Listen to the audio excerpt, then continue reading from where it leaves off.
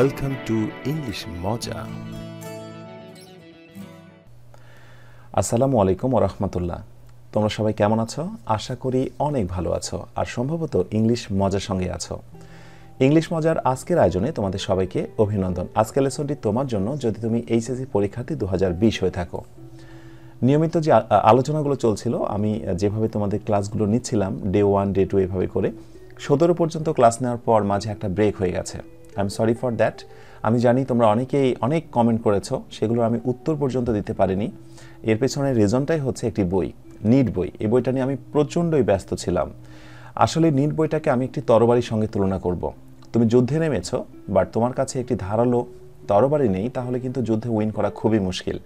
তোমাদের ভর্তি যুদ্ধ, অ্যাডমিশন টেস্ট, জব পরীক্ষা, এরকম তোমাদের যে কম্পিটিটিভ এক্সামগুলো সামনে ওয়েট করছে, তার জন্য আমি একটি তরবারি তৈরি করছিলাম 2015 সাল থেকে। সেই তরবারি হচ্ছে এই নিট বই। তো আই এম সো সরি, একটু ডিলে করে ফেলেছি তোমাদের ক্লাসগুলো। ইনশাল্লাহ এরপরে আর দেরি হবে না, যেহেতু নিট বইটা ওকে হয়ে গেছে আর তরবারি আমার রেডি। এখন শুধু তোমাদেরকে ইন্টারমিডিয়েটে ভালো করে প্রস্তুত করে নিতে হবে। তো এখন থেকে আমি ধারাবাহিকভাবে ক্লাসগুলো দিয়ে যাব। 17 পরে ব্রেক ছিল, মাঝে বেশ কিছুদিন। আজকে এই Day 18 ক্লাস, যার শিরোনাম তোমরা আগ থেকেই জানো, যারা আমার চ্যানেলে অ্যাক্টিভ ছিলে। মাস্টার প্ল্যানটা দেখে নেবে। আজকে আমরা ক্লাস নেব সেন্টেন্স কানেক্টর নিয়ে। Sentence connector with real practice, and obviously সঙ্গে একটি সাজেশন থাকবে। তো চলো ফার্স্টে আমরা একটি রিয়েল প্র্যাকটিস দেখে নিই, এবং রিয়েল প্র্যাকটিসের মধ্য দিয়েই কিন্তু আমি বোঝানোর চেষ্টা করব যে কানেক্টর কী, কোন ধরনের কানেক্টরগুলো কোথায় ব্যবহার করতে হয়। তো ঝটপট তোমরা একটি খাতা নিয়ে রেডি হয়ে যাও। ওকে, এই হচ্ছে রিয়েল প্র্যাকটিস। রিয়েল প্র্যাকটিস এটাই। তোমাদের ফাইনাল পরীক্ষায় কোয়েশ্চেনের ধরন এমনই থাকবে: use appropriate sentence connectors in the blank spaces of the following passage. অর্থাৎ নিচের প্যাসেজগুলো পড়ো এবং যেখানে ব্ল্যাঙ্ক বা ফাঁকা রাখা রয়েছে সেই জায়গাটা ইউজ অ্যাপ্রোপ্রিয়েট সেন্টেন্স কানেক্টর, যথাযথ অর্থবহ হবে এমন কানেক্টরটি তুমি বসাও। তো তোমরা প্রথমত যে বিষয়টি মাথায় রাখবে, A to Z পড়ে নিতে হবে। পুরোটা পড়ে নিয়ে একটু বাংলাটা অনুধাবন করতে হবে। বিকজ আমাকে যদি কেউ জিজ্ঞেস করে যে কানেক্টর পাড়ার পূর্ব শর্ত কী, তাহলে আমি বলবো যে কানেক্টর পাড়াটার 90% ডিপেন্ড করে বাংলা অর্থ জানাটা। বাংলা অর্থ জানলে তুমি অটোমেটিক্যালি বুঝতে পারবে কানেক্টর কোনটা বসতে পারে। হ্যাঁ, এরপরে যে কাজটা সেটি হচ্ছে কিছু মৌলিক রুল এবং জানা যে আসলে কোনগুলো কানেক্টর হতে পারে। তো আমার পড়া আছে, দ্যাটস আমি পুরোটা পড়ছি না। তোমরা পরীক্ষায় প্রথম থেকে শেষ পর্যন্ত একবার জাস্ট পড়ে নেবে। ফিল ইন দ্য গ্যাপে কী বসবে সেটা তখন ভাবার দরকার নেই। জাস্ট প্রথম থেকে শুরু করে একটু ভাষা পড়ে নেবে যে আসলে মৌলিক কোন বিষয় নিয়ে কথা বলা হচ্ছে, এখানে কোনো বিপরীত কোনো রিজন রয়েছে কিনা, বা হচ্ছে কোনো কারণ বর্ণনা রয়েছে কিনা, প্রথমত দ্বিতীয়ত এরকম কোনো ঘটনা ঘটবে বা কারণ হতে পারে, উল্লেখ হতে পারে, এরকম কিছু বর্ণনা রয়েছে কিনা, নাকি সাদামাঠা একটি বর্ণনা, এরকম করে একটু ভেবে নেবে। তারপরে তোমরা শুরু করবে। আর নর্মালি প্রথম থেকে বাংলাটা পড়েই এক এক করে। Mobile phone has added a new dimension in our communication system. আমাদের পুরো প্যাসেজটা মোবাইল ফোন রিলেটেড। বলা হচ্ছে মোবাইল ফোন যোগাযোগের ক্ষেত্রে একটি নতুন মাত্রা সৃষ্টি করেছে, মাত্রা যুক্ত করেছে। ডাইমেনশন মানে মাত্রা। It has made the world closer to us. এরা মানে এই মোবাইলটা পুরো পৃথিবীকে আমাদের কাছে অনেকটা সহজ করে দিয়েছে। ওকে, অ্যাট প্রেজেন্ট আমি এখানে দেব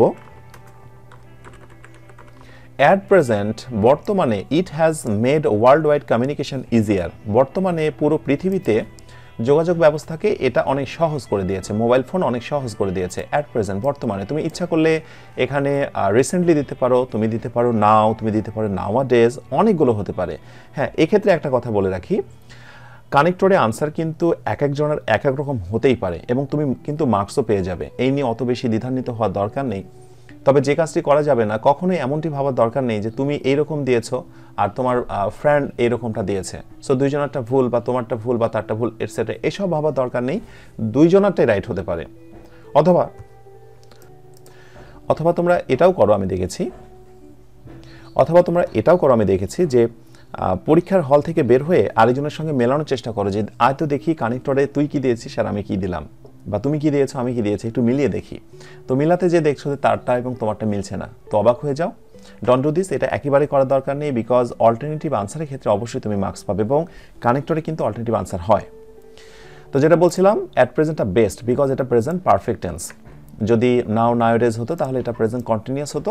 সেক্ষেত্রে নাও নাওডেজ এই ব্যাপারগুলো তোমাকে লক্ষ্য করতে হবে যে আসলে টেন্সের ব্যাপারটা কি হচ্ছে। উই ইউজ ইট, আমরা এটা ব্যবহার করি for our day to day communication, আমাদের নিত্যদিনের যোগাযোগের জন্য এই মোবাইল ফোনটা ব্যবহার করি। বি নম্বরে বলা হচ্ছে ফর দিস, এই জন্য it has been a part and parcel in our life, এই জন্য এটা আমাদের জীবনের একটি অবিচ্ছেদ্য অংশ হয়ে গেছে। আমি বলবো এখানে ফর দিস। তো হ্যাঁ, এটাও বিষয় যে তোমাকে কিন্তু জানতে হবে যে আসলে কোন শব্দগুলো কানেক্টর হতে পারে। তো সব শেষে আমি সাজেশন দিয়েছি, সেখান থেকে একটু দেখে নেবে লিস্টগুলো যে কোনগুলো পড়তে হবে, সেখান থেকে ধারণা পেয়ে যাবে যে আসলে কোনগুলো কানেক্টর হতে পারে। সো যেটা বলা হচ্ছিল যে ফর দিস, এই জন্য it has been a part and parcel in our life, এই জন্য এই মোবাইল ফোনটা আমাদের জীবনের একটি অবিচ্ছেদ্য অংশ হয়েছে। As we can't go for a single day without using it, যেহেতু আমরা একটা দিনও কাটাতে পারি না, একটা দিনও অতিক্রম করতে পারি না উইদাউট ইউজিং ইট, মোবাইল ফোন ব্যবহার না করে। We use it for rapid communication, আমরা দ্রুত যোগাযোগের জন্য কিন্তু মোবাইল ফোন ব্যবহার করি। ওকে, এবার বলা হচ্ছে সি নাম্বারে, mobile phone is not free from defect.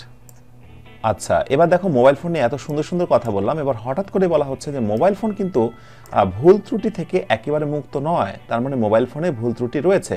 এবার লক্ষ্য করে দেখো, আলোচ্য বিষয় যেটা ছিল তা থেকে আমি একটু নেগেটিভ ধারণা দেব পাঠককে। তো যখনই আমি নেগেটিভ ধারণা দিতে চাচ্ছি, তখনই আমাকে বাট দ্বারা অন্য বাক্যতে চলে যেতে হবে। But, on the contrary, on the other hand, however, ঠিক আছে? সো এই সবগুলোই হতে পারে। But mobile phone is not free from defect, defect থেকে একেবারে মুক্ত নয়। It has some negative sides as well, এটা কিছু খারাপ দিকও আছে। আচ্ছা, যখন আমি বললাম খারাপ দিকও আছে, তখন আমি হয়তো বা এখানে উদাহরণ টানবো যে প্রথমত এই কারণে খারাপ, দ্বিতীয়ত এই কারণে খারাপ।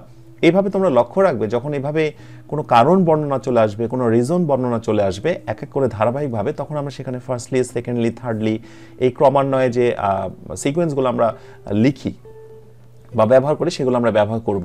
সো এখানে বলা হচ্ছে ফার্স্টলি বা ফার্স্ট অফ অল, আমরা ফার্স্টলি বলতে পারি, ফার্স্ট অফ অল বলতে পারি, ফর এক্সাম্পল বলতে পারি, ফর ইনস্ট্যান্স বলতে পারি, অনেক কিছু। আমি এখানে দিলাম ফার্স্টলি। সো ফার্স্টলি, প্রথমত অথবা first of all, excessive use of mobile phone may damage our hearing power, বেশি মোবাইল ফোন ব্যবহার করার কারণে প্রথম যে ক্ষতিটা হতে পারে সেটা হচ্ছে আমাদের হিয়ারিং পাওয়ার, আমাদের শ্রবণ ক্ষমতা কমে যেতে পারে, নষ্ট হয়ে যেতে পারে, যার কারণে আমরা অবশ্যই কানে হেডফোন লাগিয়ে গান শোনা অভ্যাসটা বাদ দিয়ে দেব। তো হেডফোন লাগিয়ে গান শোনো, কোনো সমস্যা নেই, একটা সময় পার্মানেন্ট তোমাকে হেডফোন ব্যবহার করতে হবে। আই মিন, তুমি যখন একেবারে শুনতেই পাবে না, তখন দেখবে আর্টিফিশিয়াল কিন্তু একটা মেশিন ইউজ করা হয়, সেটাও কিন্তু জাস্ট লাইক হেডফোনের মতোই। আমরা চাই না ওই রকম হেডফোন ইউজ করতে, যদি ওইটা না চাও তাহলে এখনকার হেডফোনটাকে ত্যাগ করো। আচ্ছা, তো যেটা বলছিলাম যে সবচেয়ে বড় যে প্রথম রিজনটা, সেটা হচ্ছে ফার্স্টলি আমাদের হিয়ারিং পাওয়ার নষ্ট করে দেবে, ড্যামেজ করে দেবে। আচ্ছা, যখন আমি ফার্স্টলি বললাম, মোটামুটি নিশ্চিত থাকা যায় যে পরে সম্ভবত আরেকটি কারণ, এবং সেটি হচ্ছে সেকেন্ডলি। ঠিক আছে, এই ফার্স্টলি ক্ষেত্রে মজার বিষয় হচ্ছে ফার্স্টলি দিয়েই শেষ হয় না, তারপরে কিন্তু আরেকটা রিজন থাকে। তাহলে আমরা এখানে বলবো সেকেন্ডলি।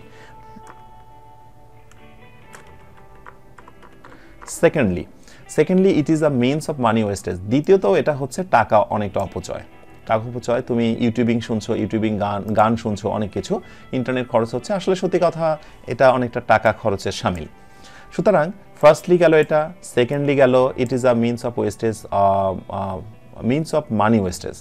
ঠিক আছে, এরপর আরেকটা রিজন হচ্ছে যে thirdly it is seen, thirdly বলা যেতে পারে যে it is seen that many underworld crime, অনেক রকমের ক্রিমিনাল অ্যাক্টিভিটিসগুলো are being done with the use of mobile phone, mobile phone নেটওয়ার্কের মাধ্যমে কিন্তু এগুলো ঘটছে। ঠিক আছে, এটাকে আমরা থার্ডলি বলবো, যেহেতু এটা sequence, firstly, secondly, thirdly. Okay, thirdly, it is seen that many underworld crimes are being done with the use of mobile network. Okay, so already কিন্তু তিনটা কারণ আমরা বলে ফেলেছি। এবার তোমাদেরকে একটা বিষয় বলি, যদি এভাবে কোথাও তোমরা তিনটা কারণ দেখতে পাও, ফার্স্টলি, সেকেন্ডলি, থার্ডলি, এরপরে যদি আর কোনো কারণ থাকে, তাহলে শেষেটাই তোমরা দেবে হচ্ছে ফাইনালি। কথা মনে থাকবে, আমি আবার রিপিট করছি, যদি কোথাও তিনটি কারণ উল্লেখ থাকে এবং সেখানে তুমি যদি ব্যবহার করো ফার্স্টলি, সেকেন্ডলি, থার্ডলি, তাহলে চতুর্থ নাম্বারে কিন্তু আর ফোর্থলি ব্যবহার করবে না, সেখানে তুমি অবশ্যই দেবে ফাইনালি। ঠিক আছে, এটা স্ট্যান্ডার্ড হয়ে যায়। অবশ্য ফোর্থলি দিলে এরকম ব্যাপার হয় যে হয়তোবা তুমি এরপরে কিছু একটা বলবে, সেই ক্ষেত্রে অনেক টিচার মার্কস দেবে না। দ্যাটস ওয়াই আমি বলবো সবচেয়ে বিশুদ্ধ ব্যাপারটি হচ্ছে তুমি দেবে ফাইনালি। পানি দূষণের তিনটি কারণ কি দেবে? Firstly, secondly, thirdly. বুঝে নাও, পানি দূষণের তিনটি কারণ, ফার্স্টলি, সেকেন্ডলি, থার্ডলি। কিন্তু আমি যদি বলি পানি দূষণের চারটি কারণ, তাহলে firstly, secondly, thirdly and finally. Finally বললে আমরা অনায়াসে বুঝে ফেলবো যে সম্ভবত এই চারটে হচ্ছে মেন রিজন। তবে কারণের ক্ষেত্রে যদি কখনো দুইটা হয়, তুমি কখনো ফার্স্টলি এবং সেকেন্ডলি বা ফার্স্টলি পরে সেকেন্ডলি বলবে, বাট কখনো ফার্স্টলি বা ফাইনালি বলতে পারবে না। দুইটি কারণ হলে ফার্স্টলি সেকেন্ডলি, অথবা তুমি বলতে পারবে ফার্স্টলি তারপর এটা হচ্ছে দেন, ঠিক আছে। আর যদি তিনটি কারণ হয় ফার্স্টলি সেকেন্ডলি থার্ডলি, আর যদি চারটি কারণ হয় ফার্স্টলি সেকেন্ডলি থার্ডলি অ্যান্ড সবার শেষে ফাইনালি। তো এখানে আমরা বলবো যে ফাইনালি, কারণ কথা শেষ করা হচ্ছে যে ফাইনালি মোবাইল ফোনের আরেকটি ক্ষতিকর দিক হচ্ছে the radiation from mobile phone may cause cancer to the users. Mobile phone থেকে যে রশ্মিগুলো, আলোক রশ্মিগুলো আমাদের কাছে আসে, সেইগুলো অবশ্যই ক্যান্সারের একটি কারণ তৈরি করে। ওকে, 8 নাম্বারে কি দেওয়া হচ্ছে, we are aware of this harmful effects. বলছে অ্যাকচুয়ালি কিন্তু এই জিনিসগুলো আমরা জানি, অ্যাকচুয়ালি তো আমরা জানি না এই ব্যাপারগুলো কি শুনিনি? অবশ্যই শুনেছি আমরা। তাহলে আমরা বলবো অ্যাকচুয়ালি, হাউএভার। এবং আরেকটি বিষয় পাশাপাশি বলে রাখা দরকার, একই কানেক্টর তুমি যখন একবার ব্যবহার করেছো তখন অবশ্যই সেকেন্ড টাইম তুমি সেটি ব্যবহার করবে না। অবশ্যই তুমি তার সিনোনিমাস বা অল্টারনেটিভটা ব্যবহার করবে। তোমার মনে হচ্ছে যে তুমি এই জায়গাটা কথার কথা অ্যাকচুয়ালি একবার দিয়েছিলে, এখানেও দেওয়া দরকার, সেখানে অ্যাকচুয়ালি পরিবর্তে তুমি সেখানে ন্যাচারালি দাও, হাউএভার দাও, সিনোনিমাসগুলো ইউজ করো। একই কানেক্টর তুমি ডাবল ইউজ করবে না। এবং কখনোই অল্টারনেটিভ অনেকগুলো স্ল্যাশ দিয়ে অথবা দিয়ে তুমি 3-4টা আনসার দেবে না, যে 3-4টা দিলাম যেটা লাগে লেগে যাবে, না, কোনোটাই লাগবে না। লাগলেও তুমি হয়তোবা সেখানে মার্কস পাবে না, এটাই কিন্তু স্বাভাবিক। দ্যাটস ওয়াই তুমি সবসময় একটা করে আনসার ব্যবহার করবে। এরপরে কি বলা হচ্ছে লাস্টে এসে, যে আচ্ছা, we are aware of this harmful effects. Mobile ফোনের এই খারাপ ব্যাপারগুলো সম্বন্ধে আমরা তো যথেষ্ট সচেতন। 8 নম্বরে বলা হচ্ছে but we are not aware of using the mobile phone. দেখো আমি কিন্তু বাট একবার ইউজ করেছি, এখানেও কিন্তু বাট দেওয়া যেতে পারে, বাট আমি কিন্তু এখানে বাট ইউজ করবো না, আমি বলবো স্টিল, অথবা আমি হয়তোবা দিলাম হচ্ছে ইয়েট। আমি এখানে অথবা দিলাম, বাট তোমরা কিন্তু অবশ্যই এরকম অথবা দিয়ে দুইটা দিয়ে দেবে না। তাহলে ইয়েট এখনো we are not aware of using the mobile phone. এই ক্ষতিকর জিনিসগুলো জানা সত্ত্বেও কিন্তু আমরা এখনো এই মোবাইল ফোনের ব্যবহারের ব্যাপারে এখনো স্টিল সচেতন হইনি। অ্যান্ড ফাইনালি যে নাম্বার যেটা, so we must have to, অথবা therefore we must have to, আমাদেরকে অবশ্যই হতে হবে to be conscious of negative impact of mobile phone. Mobile ফোনে খারাপ দিক সম্বন্ধে সচেতন হতে হবে।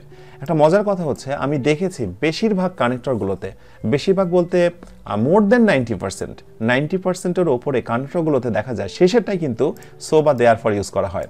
এবং সো বা দেয়ার ফর ইউজ করা হয় তখন, একটা শর্টকাট তোমরা একটু মনে রাখবে, যে যদি সো বা দেয়ার ফর ইউজ করা হয়, আমি এখানে জাস্ট লিখে দিচ্ছি, সো বা দেয়ার ফর ইউজ করা হলে দেখবে একটু পরে সেখানে হয়তোবা মাস্ট থাকবে, অথবা হ্যাভ টু থাকবে, অথবা তোমার শুড থাকবে, ঠিক আছে।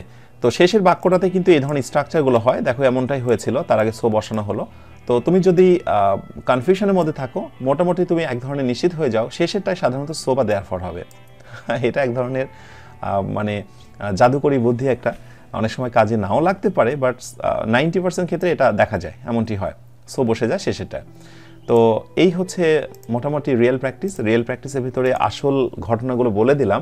এবার যেটা করবে, পরীক্ষার জন্য তো একটা প্রিপারেশন দরকার, একটা প্র্যাকটিসের জন্য একটা কিছু নমুনা দরকার, কোথায় থেকে তুমি প্র্যাকটিস করবে। সেই জন্য আমি একটি সাজেশন দিয়ে দিলাম। তোমরা সকল বোর্ডের স্টুডেন্ট যারা রয়েছে, যে বোর্ডের এই পরীক্ষার্থী হয়ে থাকো না কেন, সবার কথা বিবেচনা করেই আমি এই সাজেশনটা দিচ্ছি, তোমরা এগুলোই প্র্যাকটিস করবে। Suggestion on connector. প্রথমত তোমার কাছে যে মডেল বই রয়েছে বা টেস্ট পেপার রয়েছে, সেখান থেকে সুন্দর করে প্রত্যেকটা বোর্ডই আমি দিয়েছি, এবং বোর্ডের পাশে কিন্তু এগুলো হচ্ছে তোমার সাল, 2017 সাল, 2018 সাল, এটা বের করে সেখান থেকে কানেক্টরটা বের করে একটু বুঝে একটু প্র্যাকটিস করবে। এবং তুমি যদি নাও বোঝো, সময় এত অল্প, আমি তোমাকে বলবো তুমি বারবার এটা প্র্যাকটিস করো, এমন করো যে পরীক্ষায় কানেক্টর আসলে যেন বুঝতে পারো যে কোথায় কি বসবে। অত বেশি বোঝার দরকার নেই, সময় খুবই অল্প। আর যারা বুঝে করবে ওয়েলকাম, সেটা তো অনেক ভালো। তাহলে ঢাকা বোর্ড থেকে শুরু করে বরিশাল বোর্ড পর্যন্ত আমি সবগুলো এখানে সাল উল্লেখ করে দিয়েছি। 2016 আছে কোনোগুলো, এখানে 20টি রয়েছে প্র্যাকটিস। তোমরা এগুলো একটু বাসে ভালো করে ফেলবে। এইটুকুই প্র্যাকটিস, আর এরপরে আমার মনে হয় না যে আর কিছু প্র্যাকটিস করার দরকার আছে। বাকিটা আল্লাহ ভরসা। যদি বাংলা অর্থ বুঝতে পারো, আমার মনে হয় তুমি অনায়াসে পেরে যাবে। তো এইটুকুই। পরবর্তী লেসনে ট্রান্সফরমেশন অফ সেন্টেন্সের ক্লাসে তোমাদের সঙ্গে কথা হবে। আরেকটি ক্লাস পরে তোমাদের জন্য শুরু হচ্ছে back to back model test. আশা করছি সেই মডেল টেস্টগুলোতে তোমরা সবাই অ্যাটেন্ড থাকবে এবং প্রচুর প্র্যাকটিস পাবে। যাদের ঘাটতি রয়েছে গ্রামার রিলেটেড, আশা করি সেগুলোর মধ্যে দিয়ে রিকভার হবে। আজকে এই পর্যন্তই। পরবর্তী লেসনে তোমাদের সবার সঙ্গে কথা হবে, সেই প্রত্যাশায় শেষ করছি। তোমরা সবাই নিজেরা ভালো থেকো আর অন্যকে ভালো রেখো। আসসালামু আলাইকুম ওয়া রাহমাতুল্লাহ।